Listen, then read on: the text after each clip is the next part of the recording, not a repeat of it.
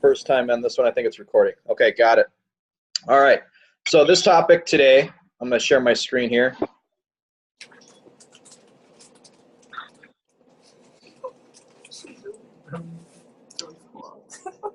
All right, you guys are good on the screen share, right? Yes. Cool. Awesome. All right, so we're going to talk about nutrition. Fun topic. I'm sure all of you guys are passionate about, and areas that we need to discuss because it's a big part of what we do. Obviously, we can't outwork a bad diet, so I want to make sure that we're all on the same page as far as what a trainer can and can't do. Also, some of the expectations we have for you guys, just to at least get them going down the right path. And then also bust some myths here as well. Some of the stuff I cover, guys, it's going to be all based on facts. So I might hurt some feelings here if you have a different view on nutrition, but I'm just going to present the facts that are out there, and then we can kind of discuss it from there if you have any questions. So this will be open discussion, but when I get to some of the myths, you guys might be kind of surprised by some of the myths that are out there, even for you guys that have, a little bit more education. So just imagine what the people that you're working with go through with all the bad information out there. So the first slide here, actually, we want to give a shout out to Elizabeth Zanin. She is one of our peer trainers. Her video went viral that she did at the club. ESPN shared it. It was tweeted by some celebrities. It was on the Today Show. So she did an awesome job. Just a very cool video working out with one of her older clients. And this kind of stuff is very motivating, and it's fun to see. I'm going to show you the video here. You guys, if you don't smile, you're not human. This woman is having so much fun at 93 doing this workout. So let me click the link here for you guys. It should pop up right away. I don't know if you guys have seen this yet or not, but let me make sure it loads. There we go. All right, let me play this for you. This is pretty fun. So we want you guys shooting these videos. Get involved with the live videos the clubs do. It's fun to see. We had another Oregon trainers video go viral too.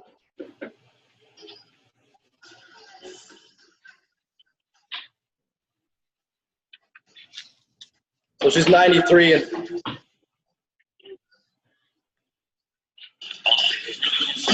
Allstate chiming in. There isn't a tremendous amount of capital that's required. I don't know where that's coming from. But the earnings potential is just as much, if not more, when but it's great. She's laughing and everything and having a great time with the workout. It was on Today's Show. So shout out to Elizabeth Zanin there for that great video. It's fun to watch. So if you guys get a chance, take a look at it. But guys, get involved with that. We had an Oregon trainer who works with Mike. He has no lower extremity movement. He's in a wheelchair, and he was doing pull-ups. And there was a video of that corporate shared as well and went viral. So those kinds of things are great to see. You guys are impacting lives. I know you guys are actually, going through tons of clients a day, but just remember the big impacts you guys put on these people. So wanted to share that real quick. Okay, so the first thing we want to do is review what we're talking about. So one, why we're discussing nutrition, as I already discussed, is that it needs to be talked about because it's a big part of what we do. And then when we're presenting on nutrition, what you guys should be talking about to your clients. Also application, how can we kind of track this stuff and make it efficient for you, because you guys are not full-time nutritionists. Also overview of information, what to provide the clientele in your position, what you can and can't do in that position. And then also nutrition myths, like I mentioned. Okay, and then at the end, I'm going to open up for discussion as well. So if you guys have any questions on the facts that I'm providing, feel free to ask, and then we can discuss it for sure. So why nutrition? Well, obviously, we can't outwork that bad diet, right? So it doesn't matter how great you guys provide your experience in the weight room there. If they have an absolutely horrible nutrition plan, they are not going to get anywhere. So when it comes to this plan, we had numerous requests on the survey as well when we sent it out to trainers about a topic. So that's another reason why we're discussing this.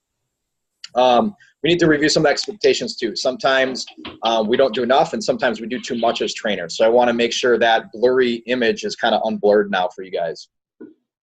And then on top of that, guidelines as far as the basics and things to put into the app that'll help with the tracking. So do's and don'ts as a trainer. With the diet and fitness industry, there's a lot of confusion with what's effective, what we should and shouldn't do. So some of the do's and don'ts as a trainer On the do side, I want you guys giving good examples of food choices within each major macronutrient. So they'll give them good ideas of what they should be picking out when they go grocery shopping. You believe it or not, a lot of them don't even know the difference between carbs and fats and all that kind of stuff. So they don't know the basics even. Within the general guidelines that I give you guys later on, I want you to practice that. It's a good approach. And also teach balance. I'm going to talk about balance of meals. And it's going to be important that they get this because it's going to help us meet some of our micronutrient needs as well. So we want to assist them in this process. Remember, this is a process for them, just like the training side. Sometimes trainers like to go too hard too soon, and they get a little extreme with things, and there's no way someone who's just learning nutrition can handle that load. So assist them with the process just like you do with training. We start slow with training and work them up to more advanced things. Do the same thing with nutrition. Things we don't want to do. We don't want to give specific guidelines in grams and macros as a trainer at Anytime Fitness.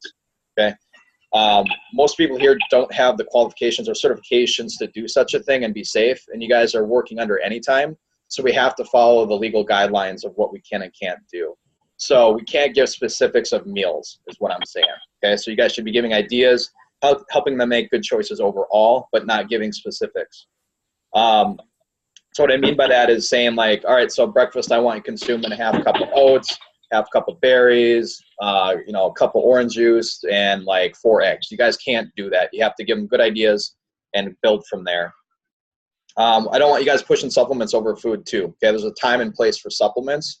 The fads of supplements where they push product weight loss plan or whatever they want to call it, they're in it for the money, right? They're pushing the supplements onto them. Of course, they're going to see some results in the beginning because they're replacing the bad foods they used to eat with lower caloric foods. Okay, it makes absolute sense. Those companies are hoping that they capitalize on that and move forward with taking them on as more money from those supplements. So a supplement is exactly that. It's a supplement to food.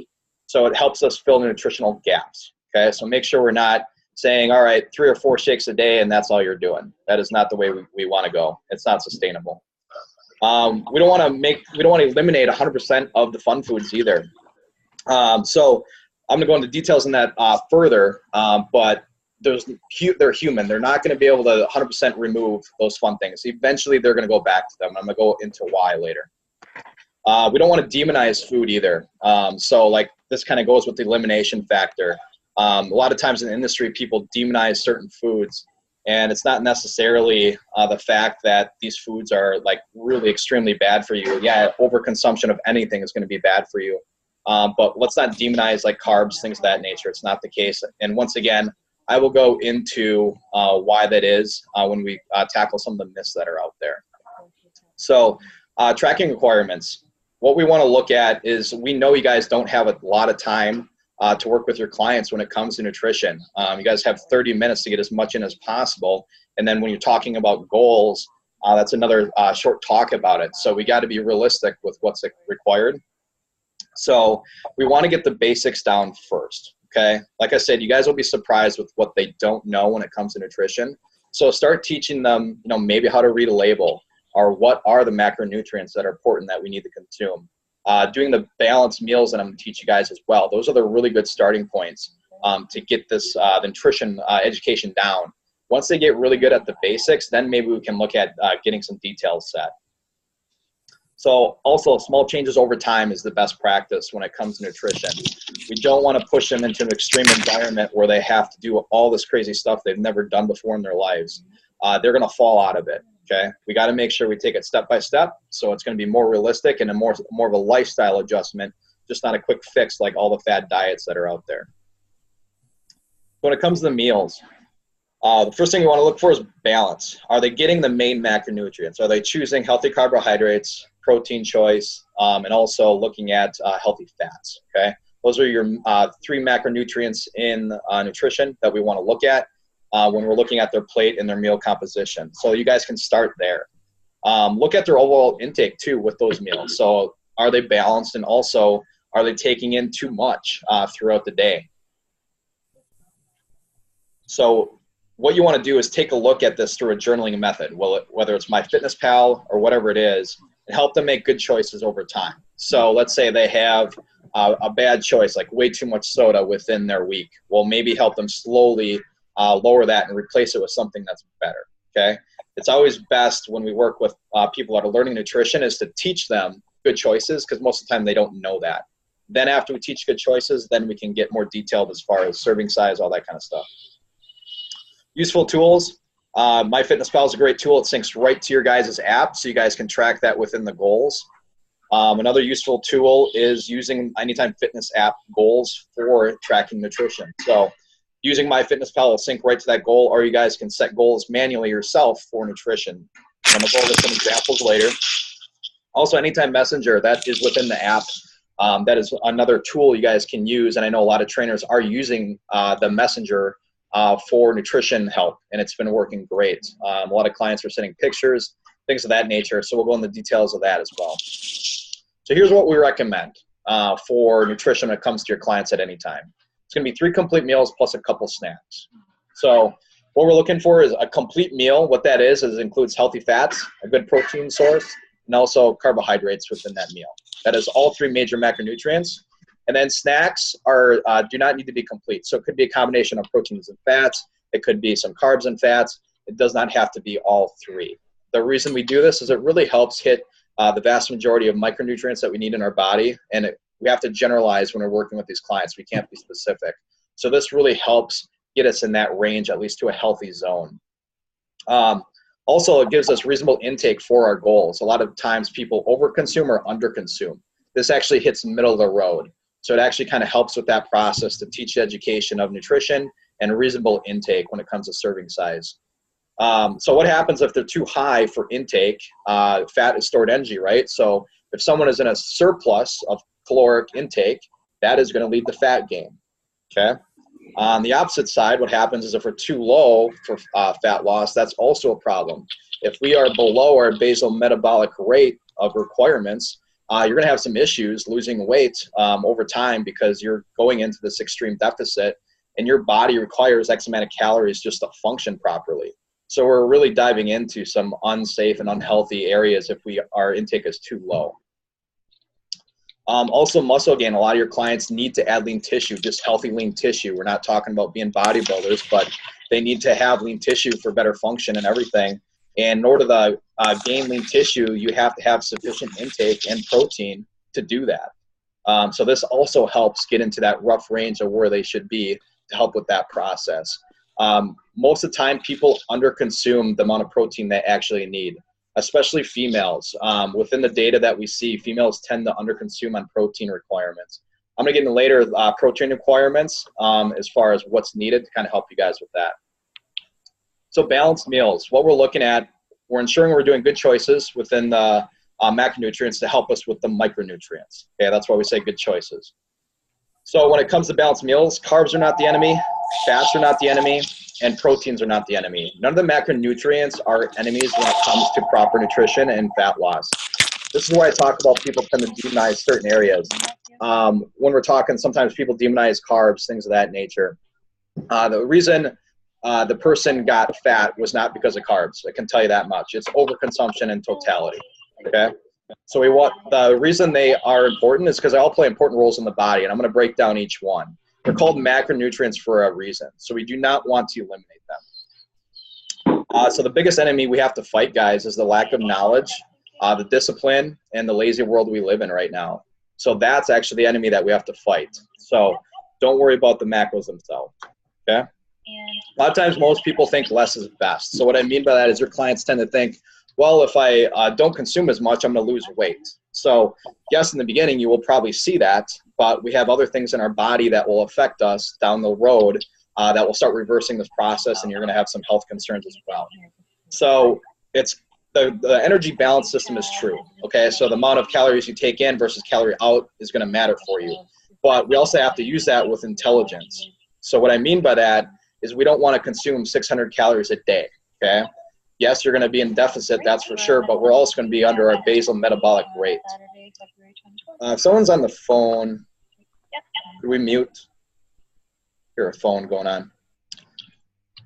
So When it comes to the metabolic rate here, you guys, what that is, the basal metabolic rate, that's how many calories your body needs just to function, like the organs and everything. And if you're like laying in bed in a coma.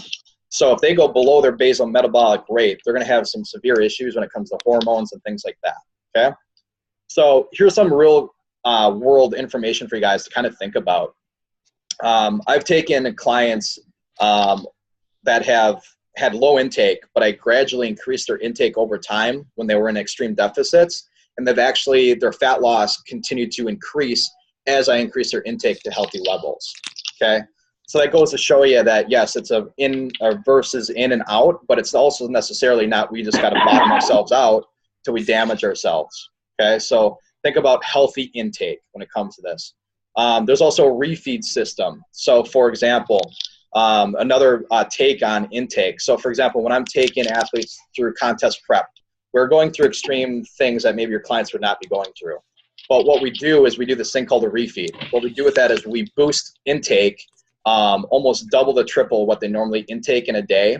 So we're vastly over our caloric deficit. We're in an extreme surplus. But what we're doing is we're actually helping the metabolism stay alive and effective.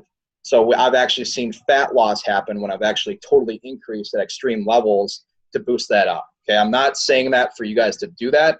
I'm just using it as a point that we got to keep our healthy metabolisms active. We cannot just deficit ourselves to 600 calories a day. You guys are going to run into some severe issues when that happens. Does that make sense? I just want to give you some real examples of where like we boost things higher and we see fat loss. So a good thing for your balanced meals is to have them take a look at their plates. What are they consuming? Do they have all 3 macronutrients there, or have they at least cooked with it? That's a very good starting point for you and your clients to look at when we're starting to learn what balanced meals are. So let's dive into protein a little bit, guys. Primary role, it's the building blocks of life. It's in every single one of our cells. So we need protein, and it's one of the macronutrients that unfortunately we are the most deficient in. So it's a basic structure is going to be the amino acids. I'm sure you guys have heard those before, people taking aminos. That's the simplest form of protein is what that is. So this is building, maintaining, repairing tissue. So like post-workout, obviously very important for recovering the lean tissue after it's damaged, things of that nature. Protein is something we want to make sure your clients are getting in. It's going to help with that recovery process. Also muscle tissue growth that we're trying to do for a lot of these people. Portion size, I'm going to give you some ideas here that you guys can work with your clients. So meat and fish, good example would be palm of the hand for like serving size, or maybe a large deck of cards, or even looking at a checkbook. These are real things you guys can give your clients instead of saying, oh, well, I want you to consume X amount of ounces. You can't do that, but we can visualize it for them and make it easier. So these are ways you guys can give them cues to teach them how to get appropriate intakes, or at least roughly around that range. So we're seeing that in the research that the RDA guidelines for most people is not enough for protein, and that's what I'm talking about. We also need more protein as we age too. And we're seeing that the RDA guidelines are not high enough. So if anything, we got to get more protein in. So if you guys can fit some protein in those snacks that I'm talking about, that will help a lot too, okay? Our bodies require a lot more protein than we thought before.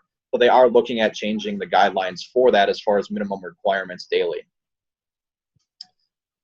So some examples, meat, milk, fish, and eggs, these are all complete proteins, okay, because it's coming from an animal source. Now there's things that are incomplete proteins. Plant-based proteins are incomplete. So if we want to complete the protein, we need to combine sources. So complete protein, what that is, it's all the amino acids that are available in a protein. We need all of those for the building blocks of life, okay? Proteins only can have a few of the essential amino acids that we need. So what we want to do is if you do plant-based, a good example would be like beans and rice. If you combine those two together, you're going to be able to get complete protein. If you do peanut butter and whole wheat bread, that'll be another way to get complete proteins out of plant-based sources, okay? So quinoa is the only source of plant-based that is actually complete. So if someone is really struggling or they don't want to consume animal sources of protein, I know you guys have clients like that, quinoa is a great source to get those complete proteins. We start combining our sources of carbohydrates to get those complete proteins. Okay? Yeah. You want to define a sense. What's that? I couldn't hear you. It broke up there. Do you want to define essential for everybody? Oh, sure. Sorry, guys. So what we have is our body creates proteins, and our body needs to consume those proteins. Okay. So the ones we need to consume are the ones we're trying to get from our food to make the complete sources. Okay. So there's things we have to consume in order to get those aminos. Okay. So that's why eating proteins important. Our body makes proteins, but we have to intake it as well. Carbohydrates, another one of macronutrients, probably one of the most demonized macronutrients out there. But surprisingly, it's the main source of energy for our bodies. Okay. We need it for performance increments to increase. We need carbohydrates. So your nervous system functions off of carbohydrates, your brain functions off of carbohydrates, and your organs operate off of this. Okay, so if we diminish our carbohydrate intake, you'll notice that brain function goes down. Numerous studies showed over and over again, then when we diminish this and almost eliminate, brain function goes down. Now, over time, you can adjust how your body works on food sources. That is something you can do, but it takes a lot of time and definitely discipline to do that. And it's not realistic for most people, okay? So carbohydrates are very important when it comes to the roles in the body. So portion size is something to look at. If you guys are looking at pasta, tennis ball or hockey puck is a good visualization for you guys. Bread, it would be like a CD case, because obviously there's going to be different portions of bread servings. Fruit and berries, just like a handful or a fist size of a fist. I'll give them some good ideas there. So obviously your carbohydrates are going to be your fruits, vegetables, rice, rolled oats, sweet potatoes. Those are all good choices, okay? So once again, your clients aren't going to know a lot of times what carbohydrates are. So you're going to have to go over this with them.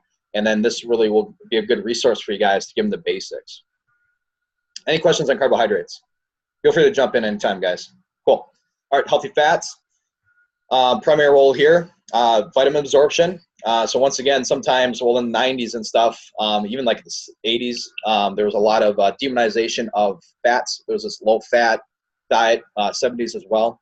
But we know it plays an important role, and we need fats in our diet. So we need it for vitamin absorption. So your vitamins A, D, E, and K, those are fat-soluble vitamins.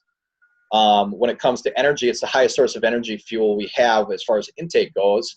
Your proteins and carbs are 4 grams, while your fats are going to be 9 grams per kilogram there for energy. Growth, development, and cell function and brain as well. So we need fats and to consume these healthy fats to help with that, especially when it comes to hormones, things of that nature, which is the next point that I just pulled up here. That regulates a lot in the body. So if we eliminate fats, we do have some hormonal issues that arise over time. So portion size, if you're looking at using an oil like olive oil or something, think about like a poker chip. That's a good serving size. Nuts and seeds, think about like a small handful again. That's a good source to do with any kind of option like that. So healthy fat source is going to be like nuts, seeds, olive oil, avocados. Some fish have healthy fats to them like salmon, things of that nature. So any questions on the basics of healthy fats? No? Okay. Snacks. All right, here's why we want to fit in snacks within our main meals that we consume, the balanced meals. So once again, they don't need to be complete. So what I mean by that, once again, is they don't have to be a protein, fat, and carb all in one sitting. So this is going to assist with that energy balance and also really helps with overeating, guys. A lot of times when people are hungry, it's going to lead to bad choices over time. They're going to go to the quickest, easiest thing available to them, and they're going to consume that. I mean, that's usually going to be gas station or McDonald's, right? So we want to help with those cravings and help them have better energy balance, but also eliminate those bad option choices. Kind of went over that already. So examples of this is going to be veggies and hummus is a great source. Handful of nuts and seeds. Once again, it could be as simple as that.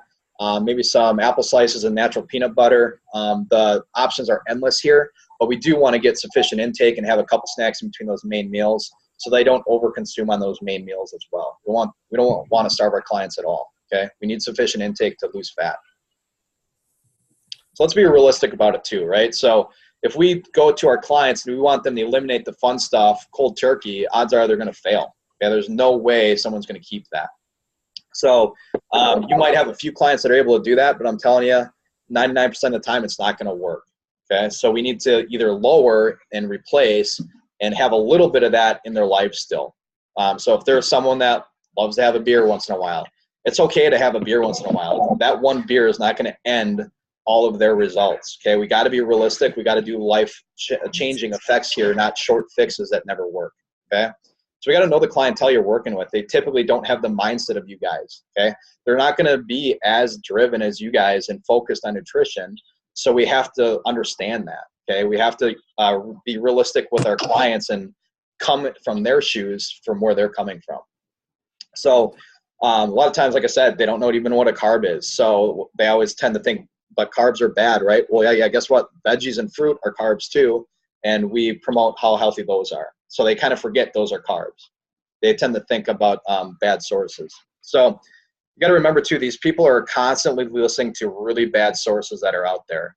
The media is filled with the uneducated, and the educated are kind of diminished in their circles because they're so much harder to find compared to the main sources of media like ABC or whatever Dr. Oz is on. Those are the sources they're listening to for nutrition, and they're by far the least amount of education when it comes to nutrition. So I'm going to go into some of these as well so you guys know who to look out for. So you guys have to work on estimations within your position once again, so do not give grams, all that kind of stuff. So you're not going to give like all this detailed information when you guys have limited time with them. Also, qualifications aren't going to be there. To give specifics, you have to be a registered dietitian. And then the clientele you're working with too. So take all that in consideration when you guys are setting goals. So think simple. Sometimes we get too advanced with nutrition with these people. So let's help set some goals for these people. So goals in the coaching app is a great way to start with this process. So what you want to do is like once a month in your fit testing, review that main goal with them. So their main goal should be their primary source of air. So is it soda? Is it alcohol? Is it, like tons of ice cream at night? What is their weak point? Let's capitalize on that first and then figure out the details later. So once a week, if someone's new to this, struggling, you should once a week be communicating with their nutrition. And even if it's like 5 minutes, taking a quick look at some of their food, helping them make better choices over time, that's how you're going to be able to tackle this issue with the limited time you guys have. Once they're dialed in, guys, once you guys get clients really good with nutrition, just tackle it once a month. But get them to that good point and then check in once a month. We also want to continue to check in because sometimes clients fall off the horse a little bit after a while. So it's a good way to keep them on track. Sorry, to get some water there. So muscle gain. The sole focus of muscle gain is very few of your clients. A lot of them are looking for losing body fat. You have very few bodybuilders you're working with. But in order to gain that lean tissue, if you guys do have that, we need to have them in a caloric positive, okay? So they have to be in the surplus to make sure that lean tissue is gaining. Now, they don't have to gain a ton of body fat to do this. You can add lean mass and still have lower body fat levels, okay? So in order to gain muscle tissue, you have to be in a higher surplus to do it. The only way you don't have to is when people are very overweight. And honestly, that's a lot of the clients you start working with right away. They're like 30% plus. Well, we know that you can actually lower your body fat and increase lean tissue when you're a beginner like that because they have so many extra stores of energy to use that they can utilize those resources that come in for building the tissue while they have that excess stored fat as energy, okay? So if they are overweight, they can increase lean tissue and lose body fat at the same time. We see it all the time with in-body scans. So for fat loss, like I said, we do have to be in a deficit, but let's keep it healthy. So let's make sure they're in a reasonable zone there. So the model I gave you will most likely hit the middle for you guys. It's not too low, not too high for the average human. And then just remember, everyone's different. So we're going to work on these averages and work out the kinks as you go, okay? So app nutrition use. So accountability is going to be the biggest factor with nutrition, guys. Obviously, if we just say something to them once, it's going to fall off right away, just like the training. So you're going to have to keep them accountable. So journaling is going to be your best option for you guys, using that app as far as communication, making sure they're going through these choices and changes with you over time, just like you guys do with the training, okay? So you're going to have ups and downs along the way, so that's why we want you guys checking in once a week, but also once a month. Pics are a great way to use this as well. You can help them visualize by examples. You can even give examples of what you consume and show them what you consume so they get ideas as far as what to cook and eat That's a great way as well for communication through the app. That's really quick. It's a picture. So here's some ideas for setting nutrition goals within the app. So this would be like your monthly, your fit test. You could do number of complete meals completed that month. So if you take 3 times, X amount of days or whatever it is, you guys could do that. Number of sodas a day, maybe that's their issue. You could tackle that. Maybe servings of ice cream per week, or maybe they need to get in more veggies. You can tackle that. As long as there's something they're working on nutrition-wise, you're going to help them, okay? We know your primary focus is going to be on the training, but we do need to assist with this process. Okay, now I'm going to go over some more detailed stuff. So we covered some basics, right? But I also want to help you guys, because you guys are all professionals in the field. So what we want to do is I want to help you guys get more advanced yourself. Okay, so one thing I want to talk about is reversing out of a bad diet. So all your clients, a lot of them go through extreme dieting over and over again, and they continue to do this yo-yo up and down where they have extreme weight loss and they fly right back up because they did some stupid supplement program, right? So what we want to do is they have that mindset of thinking less is more, so we got to educate them on balance, like I just said. But how do we get out of that bad diet? So some things you guys do not want to do right off the bat that could be detrimental to your results if we do this. So you have to reestablish their basal metabolic baseline. Okay, so what I mean by that is if they're at 600 calories a day, you guys can't boost them up to 2,500 a day. Okay, what's going to happen is they will add body fat if you do that. Okay, their body is used to a specific guideline that they're coming from. And if it's in a negative, really bad state, we have to reverse out of that. So what you got to do is slowly build them up over time, okay? So if they've only been consuming 1 meal a day, we need to slowly increase that intake over the days. We can't go from 1 meal to like 5 or 6 instantly, okay? Their body is going to be like, what the heck just happened? I got to put this somewhere, okay? So we have to slowly increase their metabolic rate again and get them back to a healthy state. So it's called, the technical term is metabolic capacity. What are they capable of using? Okay, so we want to slowly build that up. So kind of like the example I gave, we don't want to boost them right away because they for sure will add body fat, okay? So think slow, gradual changes over time and work on balance at the same time, okay? Work on getting in all those macronutrients in. So let me give you some real examples of this. I've worked with numerous people working them out of a keto diet. Keto, okay, the thing with keto is that it can work. It's an option for fat loss. But the problem with keto is it's unrealistic for most people, right? So they get excited about keto, they start doing it, and most of the time they do it wrong. So they end up messing themselves up pretty bad. So one example of one of my keto clients that they had, that she was doing crazy keto stuff. The person obviously didn't really know what they're doing a whole lot, so things were getting messed up pretty bad. So what I had to do with this person is reverse her out of keto. So what I was doing, I was adding carbohydrates slowly back into her diet, and that way we minimized fat loss, or excuse me, fat gain. We actually continued to lose body fat as I increased her carbohydrate intake. So we just moved the resources around and got her back to a healthy, balanced living, and now she has way more energy. And now she's also losing a lot more body fat. So think about slowly making changes over time. It's just an example of that, okay? Another one is like athletes I work with when they go on stage. We come from extremely unrealistic guidelines for body composition where their body fats are almost dangerously low, okay? What we got to do is reverse them back out of that intake and position slowly. If I were to just put these athletes right back onto their off-season intake, they're going to gain a ton of body fat. So it doesn't matter if you're average general population or you're an athlete, it's going to happen. Okay, so think if they're really low, slowly work your way back out of it. Make sense? Well, any questions on that? Yes, I have one. Yeah. I was wondering how do you, because there's so many people doing this keto diet. Sure. And we all know that that's not it. We know that that's not the way to do things. Sure. How do we approach our clients? Is there any research showing effects of the keto diet in a negative way? Or, sure. I mean, how do we approach them about that? Yeah, good question. So the thing with keto diet is that it's a tool people can use for fat loss. It does work, but the problem is it's unrealistic because people can't keep those kind of guidelines their whole life. So some people can, which is fine, okay? So think of like keto as like an option but for most people, it's not going to work because it's not realistic. So what happens with keto is they tend to screw it up a lot. And we see a lot of hormonal issues happening with keto. The other thing with keto too is they kind of like think like, oh, you can have as much fat and protein as you want because your body doesn't like utilize it the same way as carbs, you know, when it comes to fat storage, which is, you know, completely off basis. So the thing with keto is it's taking unrealistic ideas and presenting to people that don't even have a clue of what they're doing. And so most people are getting set up for failure. But you can look at a lot of research. One thing to know is that it's impossible. Your performance will not increase on a keto diet. So like if we're talking about athletes, right?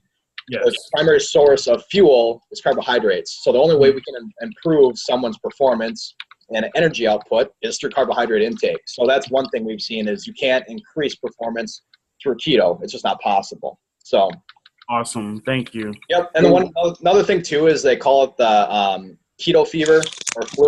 I mean, Yes. the keto flu. That's your body saying, "What the hell? Like this is kind of messed up." You know what I mean? Now you can reverse the science of your body, so you can go into keto and eventually function off of it. But that's your body saying, like, "Dude, this is messed up." You know. So, but I'm not going to necessarily say keto is bad, but it's just not really a good choice for most of your clients by far. So. Okay. There's quite a bit of literature on like Atkins diet and like side effects of that, which is really similar to keto. If you're looking for like hard literature on it, keto is relatively new as far as like the diet fads go. So you'll find more literature if you look up Atkins. Similar diet, similar premise, kind of, right? Yep. Yeah, exactly. Yep. Yeah. Thanks, Matt. Yeah, that's a good point. So Atkins was the original keto, and now they call it keto, which is cooler. So it's the same kind of concept. So we added science to Atkins, and now. Yeah. So getting back to the starting point for science, once again, find the biggest issue first that's causing that caloric surplus, the major caloric surplus. Tackle that first. It's going to be the easiest, most effective thing you guys can do, and then work your way down. So start the process slowly as you go, right? This is the lifestyle adjustment. And then some examples you guys can work off for starting points. Maybe find soda. A lot of times that's the biggest problem for a lot of people. So maybe if they're at 4 a day, maybe take it down half that intake and replace it with something. So maybe with the soda, maybe it's the sweetness they love. So let's find something that's a better choice for that. Or maybe it's the carbonation they love. Find another choice for that to help replace that need they have, okay? There's typically a need they have when it comes to that soda. Or maybe it's the caffeine, right? So low protein intake, maybe they got maybe 2 servings a day. Maybe that first month, try to add 1 more serving a day. You know, slowly increase that intake to general guidelines of what they need. All right, so my favorite part, nutrition myths. Let's kill some bros here. So when it comes to nutrition myths, you're probably your clients hear this all the time, okay? When you guys do this, correct them nicely. Like, don't make them feel dumb, right? So, because they don't know, okay? So it's not their fault. Well, it's their fault for using this resource, but you know what I mean. So there's lots of bad information out there. So I'm going to go over a few of them. Here are some of my favorites, actually, I put at the bottom, so with some memes included. So Dr. Oz obviously has no concept of nutrition, but yet he preaches on it, and he has zero education in nutrition. And he pushes a lot of supplements. And a lot of the supplements he pushes aren't even shown to be effective in research. So stop buying raspberry ketones because of Dr. Oz. Thank you. And then the next guy is David Avocado Wolf. I'm not sure if you guys heard of him before. He's kind of like a hippie nutrition guru. He thinks chocolate came from outer space, and it's an octave of sun energy. So this guy's a little off his rockers, and he preaches a lot of crazy things. Another one on the right there is called Food Babe. She is famous for detox and all those funny kind of things you do to remove toxins from the body. So with her, if anything sounds a little sciencey to her or she can't pronounce it, it's obviously going to be bad for you. So that's one of my favorites is Food Babe, another really bad source out there. So the main 3 you guys got to look for right now are these 3. They're pretty bad options. So nutrition myths, one of them is eating fat makes you fat, okay? I'm sure you've heard some bros say that. This stems from the fact that fats are by nature more caloric dense than the other macronutrients. Okay, so they're thinking, well, if you consume so much fat, you're going to have this huge surplus. But the fact is that fat does not make you fat. Okay, it's a complete misconception of macronutrients. The fact is that your lifestyle makes you fat. Okay, and the consumption habits you have will make you fat. So Fat will definitely not make you fat. In fact, it has a lot of important roles within your metabolism and everything and hormones to help with fat loss. So don't eliminate that. One of my favorites right now is the insulin fairy. I love tackling this guy. So, all right, so there's a lot of people out there, especially some doctors. Just so you guys know, doctors do not have a whole lot of education when it comes to nutrition. They take a couple of nutrition courses, basic nutrition, and that's it, okay? So doctors should not be giving a recommendation when it comes to nutrition. Example is Dr. Oz, okay? So a lot of times doctors are talking about what's called the insulin fairy. We call it the educated, but they talk about how insulin is your primary source of fat gain. We know this is extremely old research that has been overdone, and it's been proven over and over again that that is false, okay? So what we're looking at here is they're saying that, okay, if you consume a high glycemic carb, it's going to dramatically increase your insulin levels. Therefore, it's going to drastically increase your fat storage. We know that's not the case. Okay? We know that the insulin levels level out over time anyway. Get this graph here shown here by someone who's got his PhD in nutrition is explaining why that's not the case. You have your insulin spike here from a high glycemic food, and you have your insulin spike from your low glycemic, but over time they even out anyway. This is not a factor of fat gain at all, okay? So as far as glycemic index kind of diets, those are kind of outdated. We know that the fact that what makes anybody gain weight is going to be caloric surplus. So there's tons of studies proving this theory wrong. As long as the calories were equated, it didn't matter what kind of carbohydrate you consumed, okay? So if a calorie, when you're looking at the research showing this kind of stuff, now I'm not saying go and eat like junk all the time, okay? Obviously micronutrients are value. This is just to prove a point, okay? So if we're talking about insulin and how, you know, the glycemic index and carbohydrates are causing the sugar, well, the fun fact is that proteins are actually the greatest insulin spike you can get in a macronutrient. So why aren't they talking about proteins causing all this fat gain, you know? So that's another thing that the ketos tend to do is this insulin fairy. So here's a bonus fun fact for you. To prove a point, nutrition professor Mark Hobb, what he did is he went into caloric deficit, and then he just ate Twinkies, Doritos, and Oreos. That's all he ate, okay, for the most part. Guess what happened? He lost weight. Yeah, he lost 27 pounds in 2 months. His LDLs, the bad cholesterol, dropped by 20%, and his good cholesterol increased 20%, okay? Now, I'm not saying to do this. This is not a recommendation at all for you or your clients. This was just literally to prove a point that what matters for fat loss is to be in a deficit. Yes, we want you making good choices overall, but we do not want to demonize the fun stuff, okay? So don't take my point out of context here. I just want to prove to you that the insulin fairy does not exist. You guys comfortable with that? Any questions? No? You guys are comfortable with that? Okay. Genetics is another myth that's out there. I'm just predisposed, I'm supposed to be fat. We hear that a lot, right? So your genetics will determine to an extent what your body needs for intake, okay? And also how lean you can actually get. So what I mean by that is I'm not talking about being over fat. You can be in a healthy body fat zone, doesn't matter what your genetics are, unless you have some sort of disease, okay? So when I'm talking about how lean you can get, some people just cannot get like extremely lean. Like, and I'm saying like on stage shredded lean, okay? Some people genetically just can't do that. But what we want to look at is getting them to healthy zones. Your clients aren't looking to get that way anyway. They just want to be healthy, okay? So we can't use genetics as an excuse. So we also look at lean tissue values as far as genetics goes, how much lean tissue you genetically can have on your body. And then also the fat to carb ratio sensitivity. Now, as you get more advanced, there's these things that we do to manipulate carb and fat intake just a little bit. We never eliminate, but we also like change the ratio of those based on the person's needs and how the body reacts to them. But just know genetics are not the answer, okay? So the fact is that the lifestyle is the #1 factor, okay? You see transformations happen all the time. People were extremely overweight. They thought they could never do it, but then they got educated and found a good way to do it, okay? It's just called effort. So one example is my nutrition professor back when I was in school. She was a perfect example. She came from a family that was all extremely overweight. They always use genetics as their source of excuse. Like, this is how we're meant to be. Our whole family's been overweight. Well, guess what? She was lean as hell and jacked. So she kind of gave that position in her speeches and presentations that, look, I'm supposed to be genetic failure, but I'm actually not. Okay, it actually just takes learning who you are, what you're capable of, and then adapting to that. So anybody is capable of being in that healthy zone, unless you have some sort of disease. Okay, you guys comfortable with that myth? No? Any questions? Feel free to come up with them. Okay, I love talking about stuff. Just come with science. Okay. Eating at night. This is another one that people like to talk about. This one is like the idea that our body stores fat from eating at night because your body's maybe not utilizing as much fuel as you would than you would during the day. Okay, a lot of people use this myth a lot.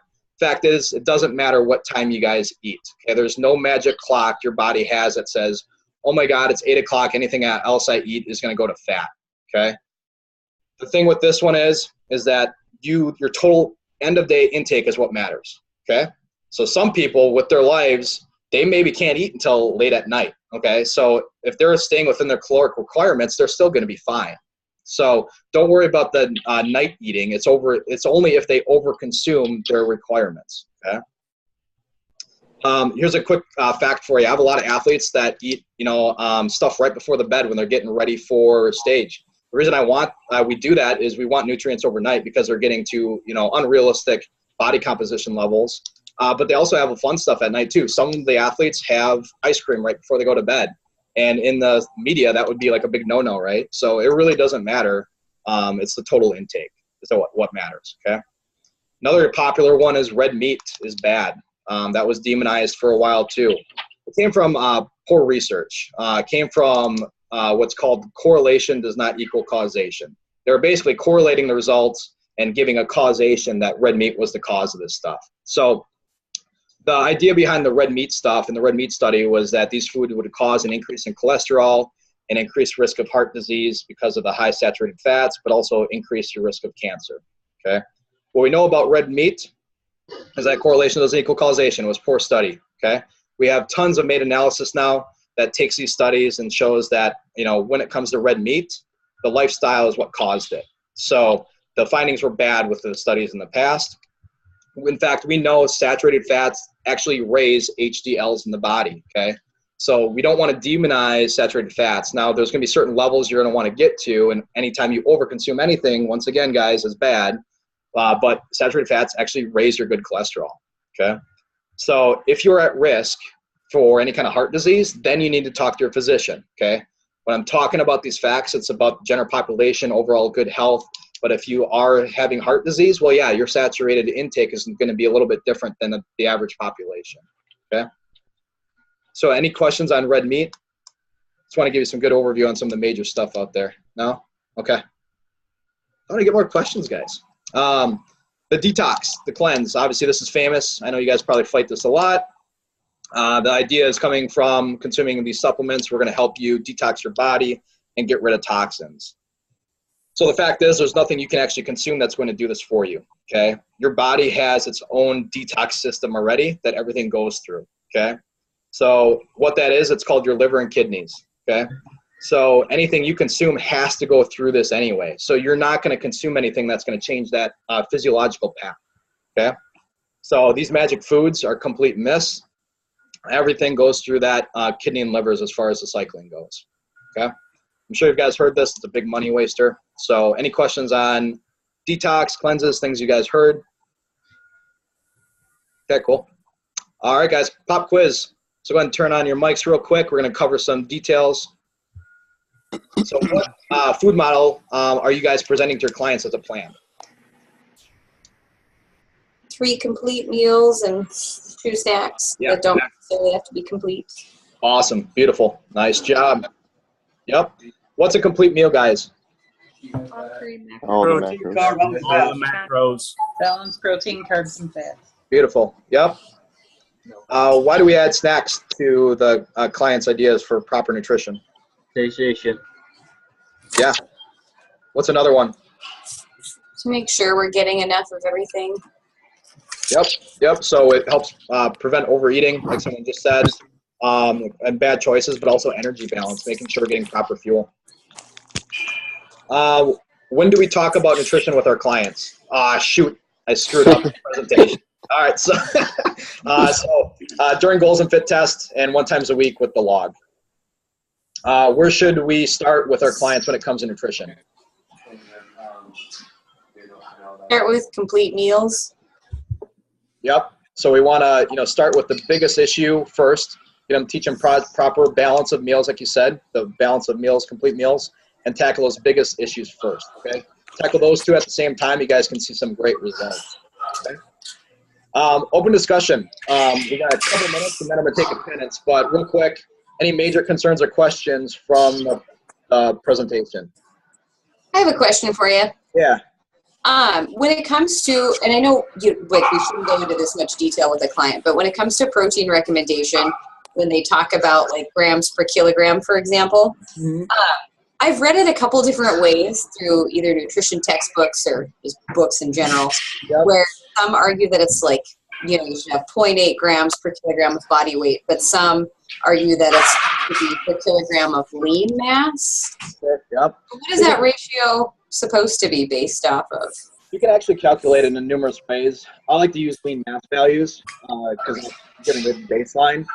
But a good recommendation is just to get a good range. So you could be anywhere between 1.1 to 1.3 of grams per kilogram of lean tissue for intake.